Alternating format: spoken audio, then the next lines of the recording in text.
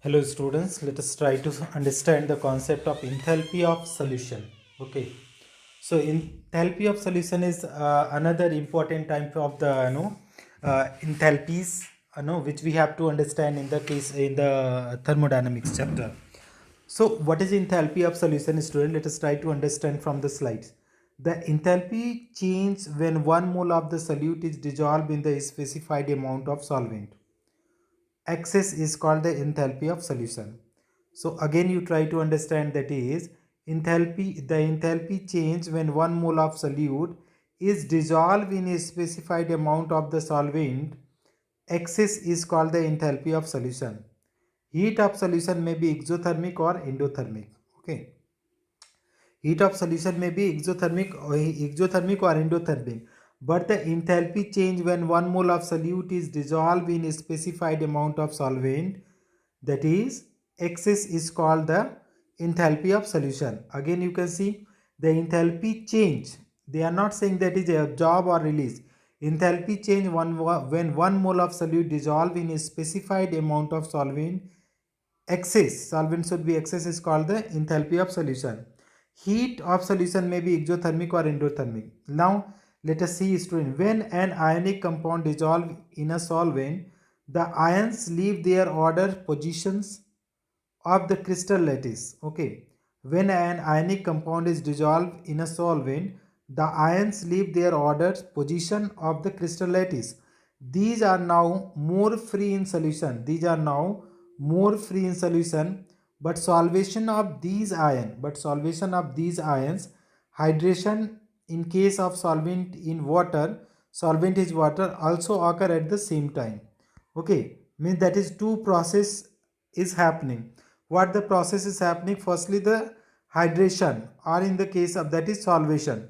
They are saying when ionic compound dissolve in solvent, the ions leave their order positions of the crystal lattice. These are now more free in the solution, but solvation of these ion, that is hydration in case of solvent is water, also occur at the same time. Now let us see, student, another point.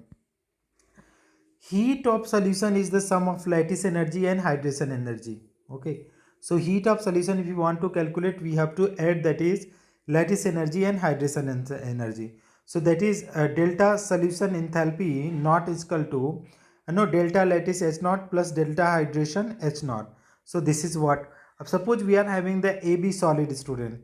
So that is solvation is what, that is A plus aqueous plus B minus aqueous. So how we are getting this process total? Firstly, we are calculating the lattice enthalpy, and then we are calculating the hydration enthalpy. So this is what the procedure. Formula is there, that is delta H solvation is equal to delta H dissociation plus U1. A delta H solution, okay, solution, that is enthalpy of solution, delta H enthalpy of dissociation, U1 or UL is the lattice enthalpy. Now, can enthalpy be, can enthalpy of solution be positive? That we have to understand.